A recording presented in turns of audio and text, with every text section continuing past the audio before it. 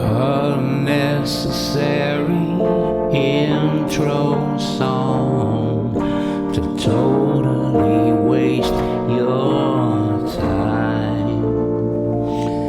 So, I've been in bands, toured the world with rock bands, promoted concerts for 10 years. I've been around bands and musicians for my whole life. Artists, had gallery shows. You know, I've just been in the art scene, steeped in the art scene since I was a little kid. Like, first day of kindergarten, teacher threw a beanbag around the room. And when you caught the beanbag, you were supposed to say what you wanted to be when you grew up. And when I caught the beanbag, my adrenaline was pumping because I was offended by the question. I really was. I was offended. I said, what am I going to be? I am an artist. Wish I had video of that. And I just always said that my whole life. I mean, I didn't say it as some noble thing. My mom called me an artist. My grandma called me an artist. Oh, you're a little artist, because I like to draw pictures. There was nothing special about the art that I was doing. I look back, I thought it was the greatest shit in the world, you know? But I would look at it, and it was no better than any other kids at the same age, you know? But it didn't matter, because somebody told me I was an artist and that I was creative. And so I just took it upon myself to continue being that, you know? And never once questioned it throughout my whole life. Didn't matter what jobs I got. You know, I got art jobs, but when I didn't have art jobs, they were just a holdover for that. They were a way to support the habit. Any purchases I made, any financial decisions I made were in support of supporting this art habit. Anyway, so I know lots of artists. And it's mostly all I know are artists. And as far as people I met that way through the arts, you know, promoting, collaborating, managing, touring with them, just there isn't a single artist that I met in that whole time that I can think of. I've been thinking about it all morning, but there's not a single one of them that have come out and simply said, I like Donald Trump. I like what he's doing. Or defended him. You know? Not a single one out of all of those people. You know? There's a few that are behind the scenes seem, you know, not irrational and kind of cool with him. One that I know, an artist, secretly said that they liked Trump to me, you know, and maybe liked a few posts that were pro-Trump or whatever, but he's disappeared. I don't know if he unfollowed me or whatever, but he's no longer in my social media, and I didn't block him, so I don't know what happened with that guy. He was the other half of Cascade, you know. I don't know. Maybe he's out saying something pro-Trump. I don't know. Saying positive things about the Trump administration. But nobody. Isn't that crazy? Hundreds of people. Not one. You know? And there's two ways you can look at it. I mean, there's a couple that came close. Greg Camp from Smash Mouth. I did an album cover of his. And he's in a band called The Defiant. And they were anti-COVID lockdowns. They got, it was mostly Dickie Barrett and the guy from The Offspring that got fired from The Offspring for not getting vaxxed. Dickie was from the Mighty Mighty Boss Tones. He became the announcer on Jimmy Kimmel's show. Jimmy Kimmel fired him when he wouldn't take the vax. You know, and I was proud of him for that. You know, Dickie and Greg and that whole band. But that's as far as it goes. It's just the vaccine, you know. Greg's wife likes my posts and stuff. Some of them that are pro-Trump or pro-conservative, but, you know. So even these guys, these punk rockers, it's like, they're like, we'll go for the anti-vax, but we're not going to go so far as to say they like Trump. And I don't know if they do. I have no idea if they do or not. And that's kind of weird, even of itself, you know. When somebody's totally quiet about it, I just kind of assume that they are at least friendly to Trump, that they aren't totally anti. The ones that stay totally quiet, you can kind of go, secret conservative, or at least secret moderate, or whatever. But most of them are just anti. They just come out and they say the typical woke leftist artist thing. And like I got blocked today from a guy that was in a band in Utah called Stretch Armstrong. Still is, they're still a band. Stretch Armstrong was a band that was formed as kind of like, at the same, after my band Swim Herschel Swim started getting big, a couple other ska bands formed, and Scotty, the lead singer of Stretch Armstrong, became my roommate, and it was turbulent. He didn't pay his rent. He was off doing drugs and getting drunk, and I was a Mormon that was judgmental of the whole thing, and so he didn't pay his rent. I had to kick him out, and I kept some of his records, and we patched things up over the years, and I try to be all high five with him, but he's also got the typical anti-Trump things. I unfriended him a long time ago because I didn't want to know. I just kind of wanted to keep good memories, So I unfriended him, but I still see sometimes the lyrics for his new song have that same old anti-Republican ska, everything that's right-wing is racist, and just the nonsense, the absolute buffoonery, the nonsense. I was involved with that shit. I didn't write the lyrics to the songs, but I wasn't involved in the way that I was anti-conservative, but the lead singer of my band was totally like calling the Republicans Nazis way before it was cool,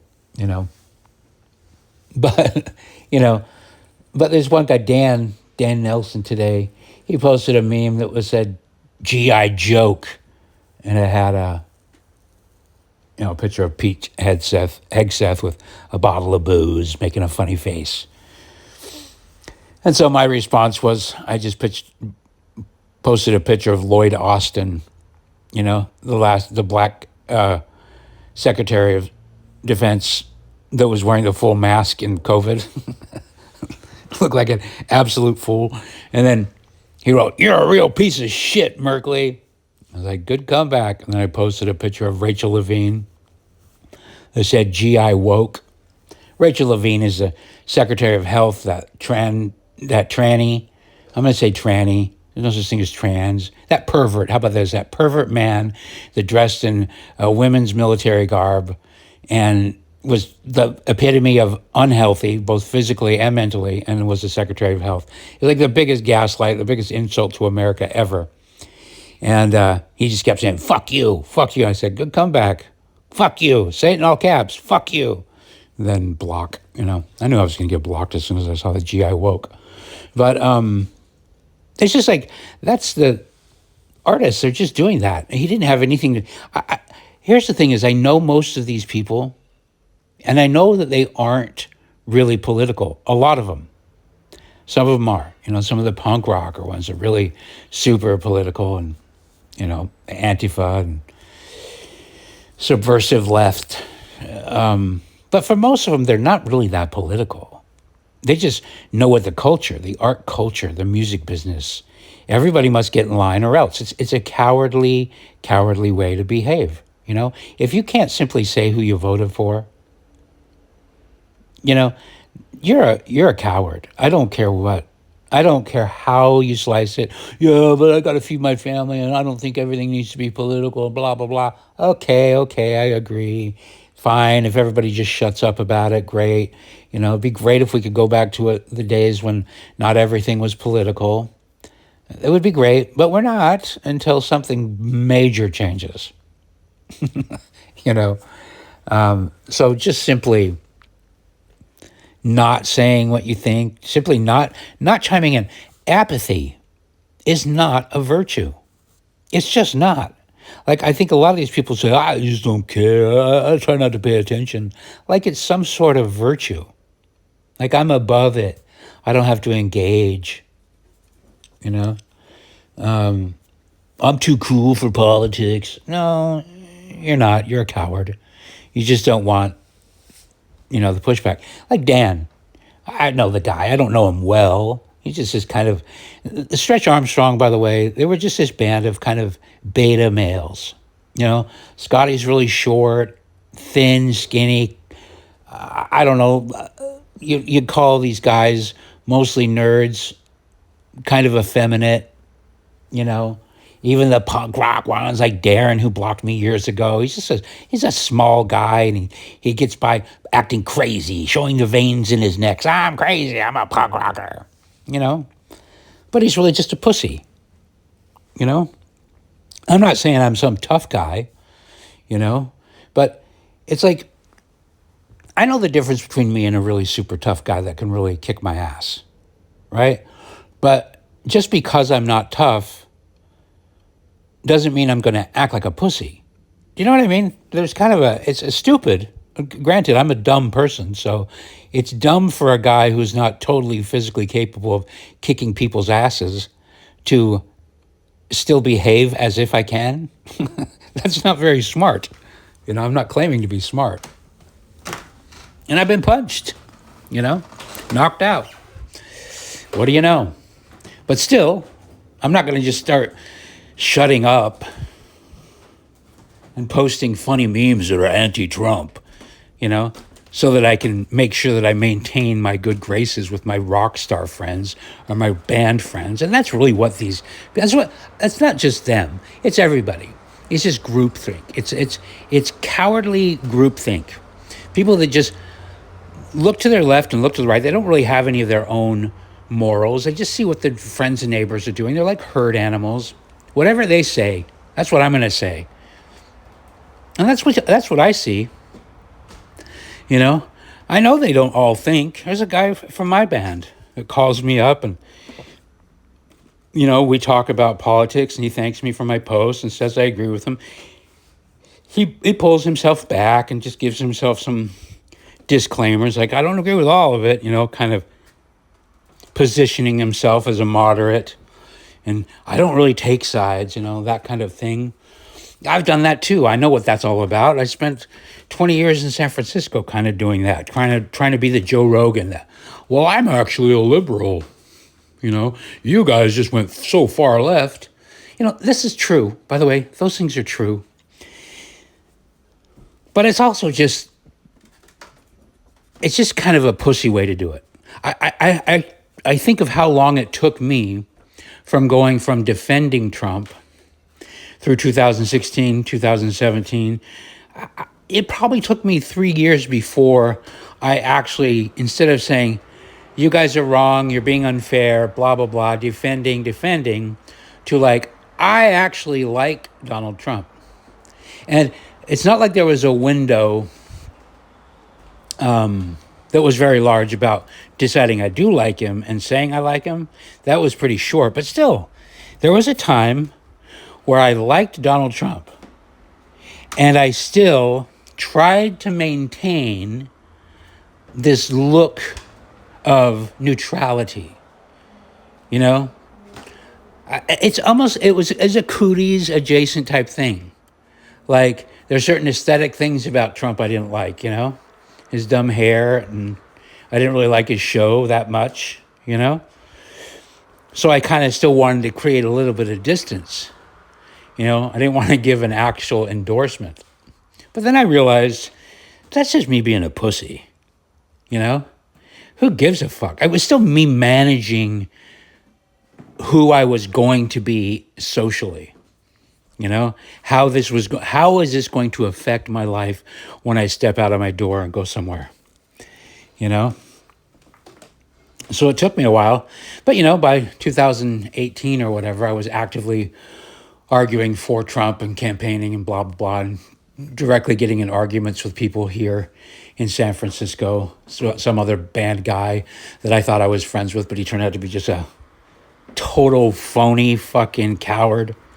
You know, Mikey, what a coward that guy is. You know, Bernie Sanders, he's a communist. Like a lot of these people are communists, socialists, and communists. I don't know why. Again, I think a lot of it's just, well, that's what they are. That's what the bands were. Those were my favorite punk bands. They were commies, you know? Although there were conservative punk bands back in the 80s too. I wasn't really into punk. But things that used to be, we went through a long time where politics wasn't the main thing. Not too much, though. Artists, all the way through the 90s, everything was a social issue, and I was promoting those things. So there's this thing where you kind of, you know, that anti-white, anti-Christian, anti-male thing, that's been going on this whole time. So, you know, when you're in the arts and you're promoting bands and stuff, when bands like Public Enemy come along, you're like, oh yeah, I love this, fight the power, blah, blah, blah.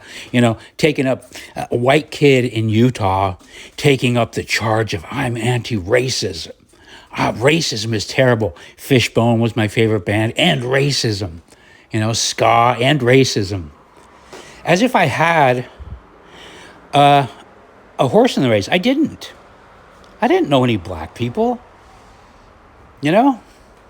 But I was harangued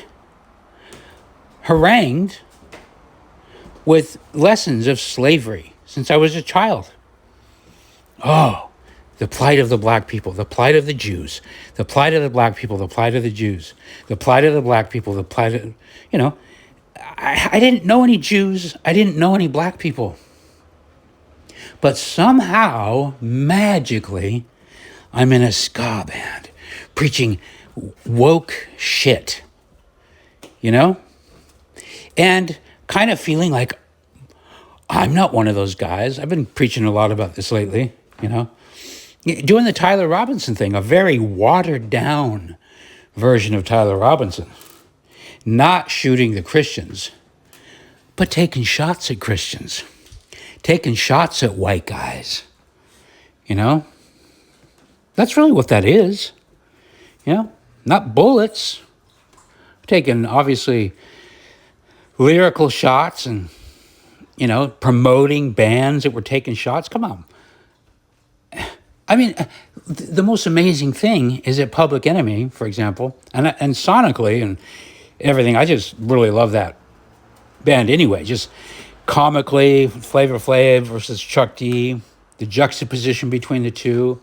But here and there, fight the power, you know, I'm channeling all this stuff I learned about slavery and Kunta Kinte and all these thousands of different ways I was programmed to believe that slavery is so bad and white people are so bad and America has everything to be guilty of, colonizers. And I'm promoting that shit. Why? I was programmed, but also to distance myself from the evil white Christian male. You know? Straight, too.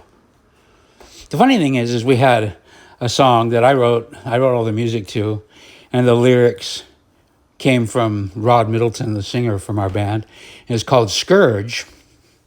And it was actually, surprisingly, I think Rod would probably be very ashamed of those lyrics now, because it was I'm a white heterosexual and I'm the scourge of the earth.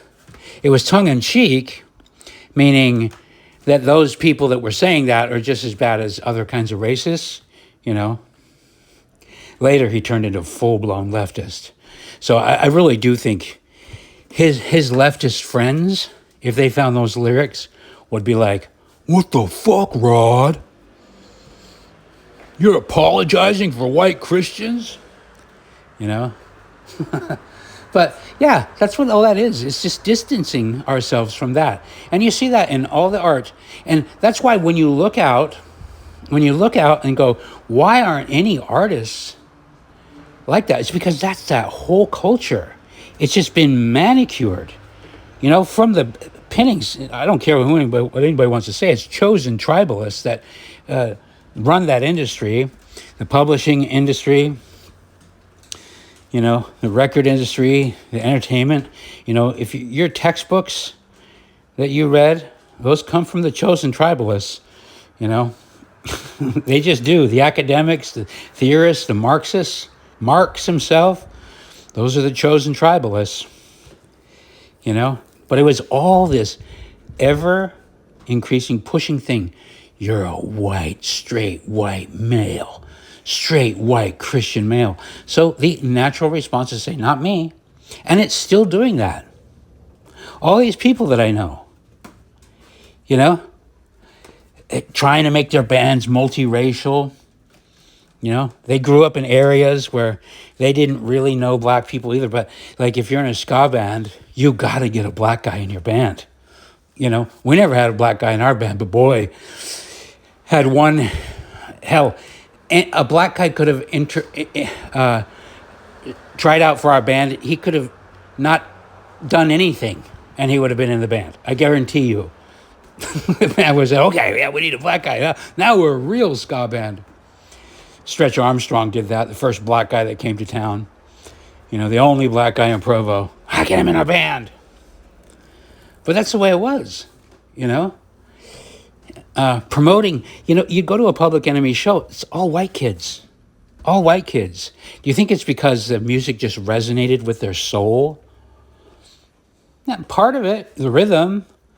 All that stuff, but more than anything else, it was this desire and this need to say, I'm not one of them. I'm not the guy you're talking about in your song. I'm not the slave master. I'm not the KKK. I'm not whatever. I'm not the Nazi. Look at me. I'm here. I'm an ally. I'm an ally. And that still holds true. That culture is still running the arts. Totally. I'm an ally. I'm an ally. It's really heartbreaking, of course, now because the last generation got the full dose. And now that's why they're chopping off their dicks and trying to be furries, But it's just a shame to me. And just that none of these people have developed enough courage to just simply come out and say, this is fucking bullshit. Now, if I had spent my life in country music, that would be different, because country music, for the most part, not even for the most part, but they kind of sidestepped it. They were already, it was country music is just racist, and it's because it was white. White people kept doing it. But even then, you could see how we got to bring in the black country artists. We got to bring them in. Any black artist that wanted to try country, it's like roll out the red carpet. Because of this training. This doesn't just happen. It doesn't just happen. White people aren't born with white guilt. That's not something that happens. A kid is not born thinking, I got to chop off this dick. I just got to chop it off. What is this thing? Are you kidding me? No. People love their dicks. Okay? Girls don't just come out thinking, I need to grow a wiener. I need to get rid of boobs. I don't want to be a pretty lady. That's not how it works. It doesn't. It takes training. That's what they're doing. We see it. They're training. They have been training. My generation, Generation X, we were just too dumb to notice it. Because they were smart by keeping it very hidden. The subversion was always the thing. It's always the subversion, As soon as they got us, man, they got us right with compulsory schooling. As soon as we had to go to school, they had a captive audience. It's like, boom, here we go. Sneak it in. Here's the book. You got to use this book. This is the curriculum. This is the approved message. You've got to talk 15 pages on slavery. You got to talk 45 pages on Jewish issues. If you're going to talk about white people, it's only got to be attached to whatever, thing they invented or went to the moon, but it's got to have a footnote that somehow aligns with how white people are kind of bad. And, oh, remember the glossary, always KKK, always swastika, always Hitler, you know? And yet we were trained to think that this is what was happening to black people, you know? That we were victimizing them just by our existence. I mean, it's funny, speaking of the ska band, I was trying to ask Grok if it knew anything about a gig we went and play right after the Rodney King riots. It was like right after, like a month after, there's smoke still was in the air, kind of, you know. And we went out and played this ska show in a Masonic temple in Long Beach. And I've told this story before, but the person who was most afraid in our band was the lead singer, the one that was always making the most big deal about racism and stuff like that. He was scared to death to be in this bad neighborhood in Long Beach, you know. And even when we would be around black people, you could physically see his attitude change. Like there was this kind of fear. It was weird. I mean, I can't explain it. It's a mean thing to say.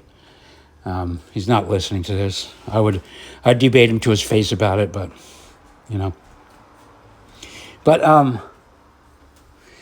yeah, even that was like an act of defiance, you know, the Rodney King, you know. I'm the whole time. The weird thing is that my brain, my logical brain was resisting all the programming. Like I always knew, no, this is bullshit. I'm not a racist. You know, you can't call me a racist. But even in having to say that, there's this built-in response where you kind of have to prove it. And so you end up doing things that you wouldn't normally do unless you were pushed to prove that you're not a witch. You know, Salem witch trials stuff. You're a racist unless, well, if I promote this ska band, if I promote Fishbone, if I wear an End Racism t-shirt, if I promote a show that's called End Racism, if I donate, if I call the ADL and report on the skinheads that showed up to our show, which I actually did. You know, I'm an agent working for the ADL, reporting skinheads in Salt Lake City. There were like 3 of them.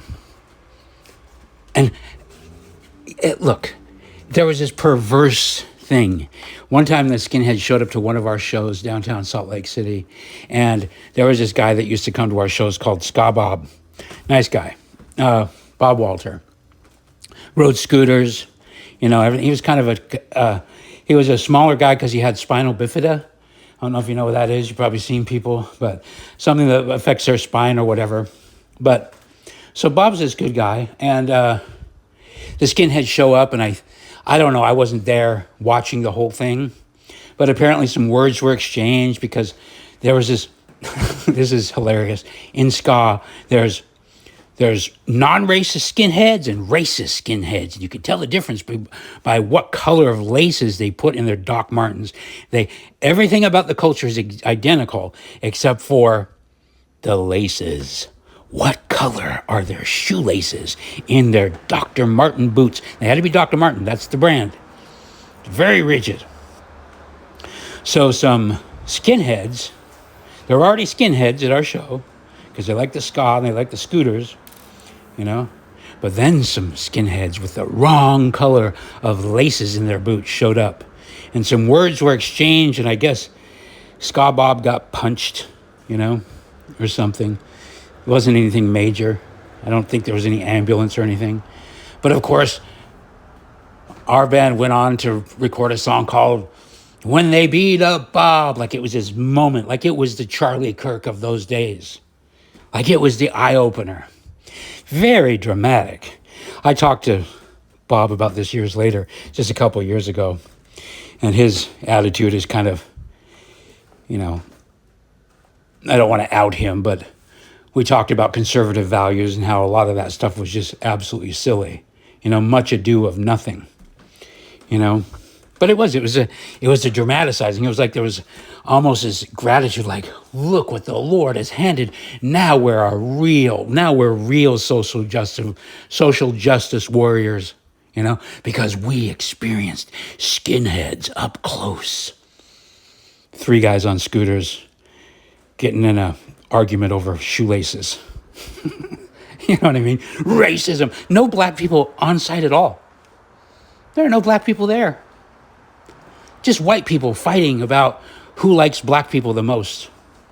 But absolutely insane when you think about it, that this is the type of thing that can only happen through schooling. That's what that song is. You got to go to school to get that done. You know? It's just insane if you think about it. It's actually insane when you think about the Civil War. You know? The Civil War is insane. You had 700,000 people, at least. Don't quote me. Look it up yourself. I don't know. Just pulling that out of the air because I think I heard that once. 700,000 people, men, mostly white men, that died, gave their life to sound like Candace Owens to end slavery. You know? White people are nuts, man. It's kooky. It's kooky. It doesn't take much to convince a white person to lay down their life for somebody they never met before, to change their political views, to get fired from a job, or, you know, or take a job and keep quiet. You know, and who knows why? Dickie's band was like that, anti-racist. I think they had one black, I don't know, they're from Boston. I can't imagine these guys are from a black neighborhood in Boston, but every ska band did that, you know? And maybe there were a few that were from London that were like in a neighborhood that actually has mixed, because come on, let's get real. There just aren't mixed neighborhoods, really. Even the poor neighborhoods are like, here's the road. Past that road is all the black people. Past this road is all the white people. People segregate. They just do, naturally. There are rare occasions where there's a poor white kid that grows up in the black neighborhood. And then there's the stories of black people that get rich and move the fuck out of black neighborhoods, you know, only to be smothered with welcomes from Mormon towns, you know. God, I just can't. You were the king of the world if you were black in West Jordan, Utah. I'm telling you. My friend Fred Tato, miss him, love him. He was Samoan, but he kind of passed for black because his hair was a tight weave, you know, and he just had this build that was. It was, you know, most Polynesians, you can say that's Polynesian, but he had this pass for black kind of look about him. But he was the movie star of the show from the day he walked into the school, you know. Who's the black guy? Yeah. I mean, it's really, if nothing else, it just goes to show that the picture that they paint of white people is exactly the opposite of what is true. You know, the white people set up the places where everybody else wants to go. Everybody wants to get into the white country. Everybody wants to get into the white neighborhood. Meanwhile, white people are just consumed with this attitude that they gotta be involved in the cause they gotta be the hero to the black people. They gotta make sure that do black people like me? I need black people to like me. You know? And, you know, when I moved to San Francisco, you come across a lot of black people. I dated a girl, her best friend was a gay black guy. I thought we were friends, you know? We hung out. I took photos of his fashion line, and I thought we were friends, you know? But as soon as my support for Donald Trump started taking first stage, not for 1 second did he defend me. We were friends for a long time, you know? He slept over at my house. Whenever he's in the city and got drunk, he used the guest room. You know? I thought we were friends, you know? But literally, as soon as the Donald Trump thing came, he found reasons to say that I was racist. You know? Even to my face. Told me one time I commented on his hair. You know? Like I said some joke about his hair. He had a weave. Long blonde hair, and you know, he's flipping it around, and I made some joke that's about the blackest thing you can do with straight hair, you know, because white girls don't go around flipping their hair. Anyway, he laughed at the time. Years later, that was the proof that I was a racist, because I commented on the straightened weave that it was blonde. Got to keep your mouth shut, Merkley. You know. But yeah, so that's that whole crowd, and that's why I really have a hard time. This argument with Dan today. He's been my friend and whatever, but I know he's still in there. I think he's still in Utah. He still doesn't have any black friends. He's still benefiting from the white conservative culture of Salt Lake City with safe neighborhoods and safe streets and not a bunch of fentanyl addicts hunched over, not a bunch of meth head break-ins. He's still benefiting from all that, but the virtue signal has got to be G.I. joke. Pete Hegseth's a coward. Okay. And you're a brave guy for blowing your horn on stage, singing about how white people need to be less racist. It's just mind-blowing. It's just mind-blowing, the amount of time and effort I spent, and I still see my artist friends still spending on behalf of cultures and people that aren't even in their sphere, really, except for if they've invited them in. It's like, and for years, the funny thing is you can't talk about that. And me mentioning it right now is, of course, if any of them would hear this, they would just go, oh, well, that's your mind, Merkley. You see, you're a racist. We knew it all along. Did you? Or am I just fucking acknowledging reality? I know you recruited the black guy as an accessory. I know that you're friends with him. I know that you love him. That's how we are as human beings. When we know people for a while, we love them. And I know that you tolerate their constant innuendos and jokes and about you being racist and them constantly mentioning that they're black and taking advantage and pushing your buttons because you got a lot of power when you're the black guy amongst the whites. Because you can say things they can't say. There's all these rules that they can't say, but you can. And that'll put a bounce in your step. If you have an advantage in a room, you're going to use it. You're going to wield it. And different people wield it to different degrees. I know black dudes that never did that, a few, But the point I'm trying to make is like, if that social pressure goes away to have to represent people that you don't know, Jews, black people, minorities, or whatever, if that social pressure goes away, who are really you left with as your really good friends? The sad part is like, even to this day, people are divided. They're like, it's almost like there's a pressure to not be friends with too many white people. You kind of got to deny.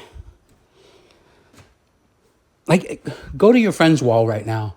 Just a little experiment, If you're an artist listening to this, you go to your friend's wall and just pick a random person and say, how come all your friends are white? That question alone is triggering. It shouldn't be, but it is. Most people, especially in the arts, will immediately start pulling up their Rolodex of black friends. I got this black friend. This collection, like it's Pokemon cards or something. Black people actually write when they talk about this. Black people use this as a joke, and it's true. It's true. But how could I be racist? I have a black friend. I have black friends. And they search their mind to 3 black people that they know. And they're amplifying, and it's true, they're amplifying the friendship. They're making that particular friendship into more than what it really is. Because it's not like the friendship of the guy you went to high school with or elementary school with, the guy that you went bike riding with when you were a child, the guy who you spend lots of time with, actually hanging out where the topic isn't race. And that's the other thing. It's just like if you're hanging out in a room with mixed race people, I don't know about you, but for me, in my experience, you got a time limit. There's only about, I don't know, maybe an hour that can go by before somebody brings up the topic of race, in that kind of environment. Just being honest here, that's my experience. And it's usually not the white people that bring it up. It is sometimes, but I could name names. I'm thinking of the people right now, that have done it over and over again. Just intentionally trying to make the white people uncomfortable. Because it's easy. It's very easy. It's super easy to make white people uncomfortable when talking about race. They're already uncomfortable. They've been trained to be uncomfortable. They've been overcompensating for 50 years, some of us, like without even knowing it. The ska is an overcompensation, okay? A bunch of white guys from Salt Lake City. The interesting thing is in setting up this ska scene that I was kind of the king of in the early days, doing the shows and doing the flyers and all that kind of stuff, and turning my band into a big thing. And then the other bands that came from it, and bringing in other bands like No Doubt, Mighty Mighty Boston, Skank and Pickle, you name it, bringing them into a small town Provo, making it a hot spot. It's like, if you look at it, the recipe, it was ripe for that. It was perfect for that. Because you got a bunch of good white people, good kids who are raised with good morals, but at church, but also brainwashed at school. They're taught that they're good people at church, and then at school they're taught that they're bad people. And so the combination of being able to have this kind of music that was this happy, fun, wacky, social justice music, all we got to do is go to these shows and support these causes, and it gets us off the hook. We're not. How could I be racist when ska bands are my favorite? I just had the best time at the specials. Don't you know they have 3 black guys in their band? Don't you know? You never heard of Ranking Roger? What, you never heard of Fishbone? Fight the Youth? That's about racism, man. That's my favorite band. I'm wearing a Public Enemy shirt, bro. How can you say that? Rage Against the Machine, man. But it's still, I'm 58 years old. And the only reason why I'm making this tape here right now, this recording, I'm still, if you think about it right now, there's still lingering things. It's taken guys like Gavin McInnes and all these other people that are kind of with shows that are taking the slings and taking the arrows, the Milos, all the other people that have been getting canceled for this shit and thrown off Twitter. Like, they've taken a lot of slings and arrows. I've done my own. But I also know what I've held back, the things that I've held back. I'm saying things right now that I might not have said last year. A, because they might not have occurred to me with such clarity. And B, because I was like, do I really want to get, I got these 3 black friends that are still on my feed. And do I want to offend these guys? Literally, those are things I think. It'll pop on your mind. You'll think of and now I've got no friends at all anymore. So maybe that has something to do with it. Once you're friendless, boy, there's this freedom that comes from being friendless. Like, for example, getting unfriended by Dan, no matter how long I've known him, was like absolutely no sweat for me today. 2 years ago, I was like, do I want to get on Dan's bad side? Because he'll go and talk shit about me to Darren and Scotty. And then, it'll be right back to the old days when they were mad that Merkley was running things in Provo. Do I want that, or do I want to be this? I'm the rational guy. I'm bridging the gap, man. I'm a gap bridger. God, how long have I do that? Anyway, losing all your friends is freedom. I'm not telling you to go out and lose your friends. Do your friend thing, whatever you got to do.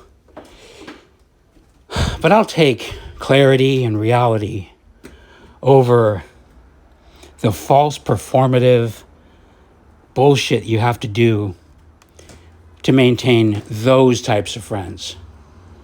Of course, there are millions of people within earshot of this little 2-bit production that never had this problem. Well, there are thousands.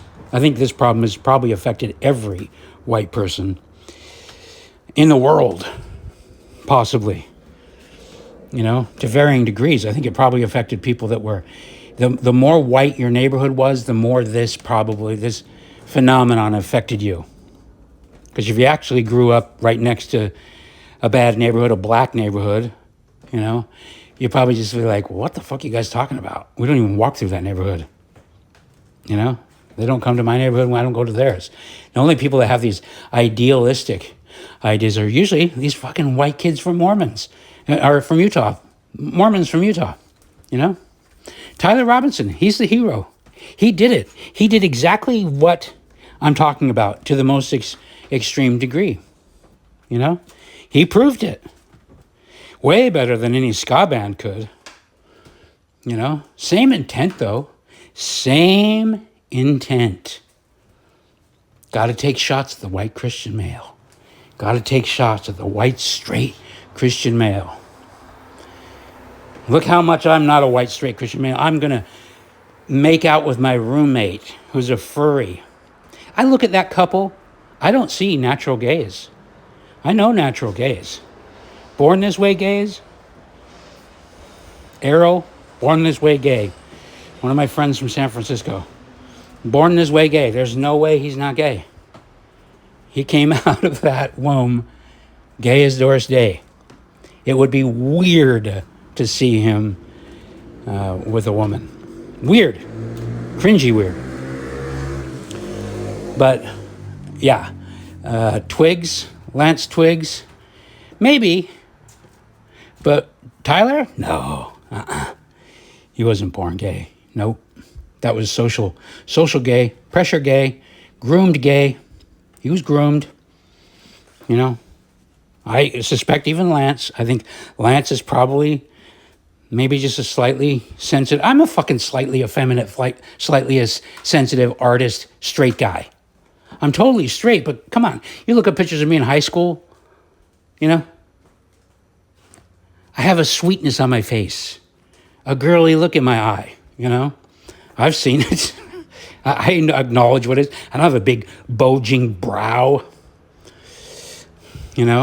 So I never had gay feelings or anything like that. But I didn't grow up under the pressure that Lance Twigs and Tyler Robinson grew up with. I didn't have that. But look what I did. Look what I did. Even with that, I became what? An ally to the gays. I moved to San Francisco. I went to gay bars, for fuck's sake. All the time. I was hanging out with gay people for 20 years.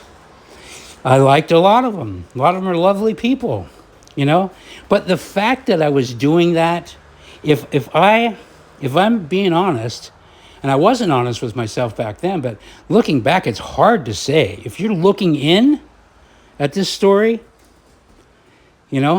what you see is a kid that's overcompensating. He's being a social justice warrior. He's proving to the world, I'm not a bigot. Look at me, I'm at a gay bar. How can I be gay? My last companion on my Mormon mission was a guy, Tony. One of my favorite companions. He's just funny. I wasn't a good missionary. I brought music along with me. You're not supposed to when you're a Mormon missionary. But I had the Smiths, and I let him listen to my recorder that I had and let him listen to the Smiths, and he fell in love with the Smiths, right? And he was this guy that was kind of a Utah normie. So bringing him over to alternative music. Anyway, years later, we come home from our missions. I get out of the Mormon church, and he gets out of the Mormon church at the same time. We used to sit around on my porch in Utah, talking about our journey out of the church. And I really liked being able to get out of the church with Tony, and then about a year after that, he came out of the closet, And I was like, what? I couldn't believe it, first of all. I was like, but then once I saw it, I was like, how did I miss that? Of course. You know, I didn't notice it until he came out of the closet. And of course, I was totally supportive of it. I was like, okay, great. Do whatever you want. But again, another example of this allyship. I probably overdid it. You know, over the years, as much as I love Tony, as much as he's my friend, I overly accommodated. You know, he didn't fall for it, by the way. I don't think. I think he always felt uncomfortable with how how supportive I was. I designed a logo for him and his husband when they got married. And, you know, there's just a way of being over supportive. And looking back, it's just like, come on, how overcompensating can you possibly get, Merkley? Like, why is there this straight white guy from Utah hanging out, you know, with mostly gays? And he's not gay, you know? It's overcompensation. And it's easier than hanging out with a bunch of black people, by the way. It just so happens, you know? But I wasn't beyond that either. Because, like, after high school, I used to go to the only black club in Salt Lake City to listen to music because I was a pop locker and breakdancer, and I was actually looking for people to compete with, you know? And that's weird, being the only white guy in a room full of black people. But, you know, you wear that as a badge, like, look at me, I'm the only white guy in a room full of black people. Look at me. I'm not racist. Anyway, yeah, the overcompensation. It's the allyship. It's still going. I'm an ally. I'm an ally. What is that about? It's virtue signaling, man. It's nothing more than that. And you want to use that as a bludgeon against people that are virtue signaling. But if you're fair, you'll understand the underlying bullshit that person had to be fed in order to be a virtue signaler. You don't just come out virtue signaling if you've been raised in a healthy environment. That comes from being beaten over the head. You're bad, white, straight, white, Christian, male, conservative. You're bad. Oh, can I go to the gay club? Can I hang out with black people? What can I do? Do I have to shoot Charlie Kirk for you to accept me? You know? That's what Tyler Robinson did, okay? I've said it 1,000 times. I'll keep saying it because people are losing. They're getting on this fucking Candace shit, you know? And even the Candace thing. How could I be racist? Candace is my favorite. How could I be racist?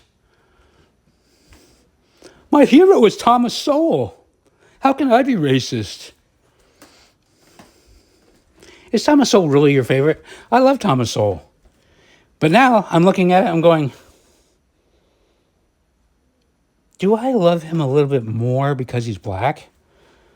Did I like Candace a little bit more because she was a black lady? It's hard to say. We've been so brainwashed and so infected with this poison of being told that we're born with this original sin of being white and straight and male. You know, your virtue signals, when you hear somebody virtue signal, the charitable read on that is that that's a person that has been abused. If you're abused, you're probably going to do a lot of virtue signaling. You're probably going to become a liberal. You're probably going to treat brown people like they're pets that you need to take care of.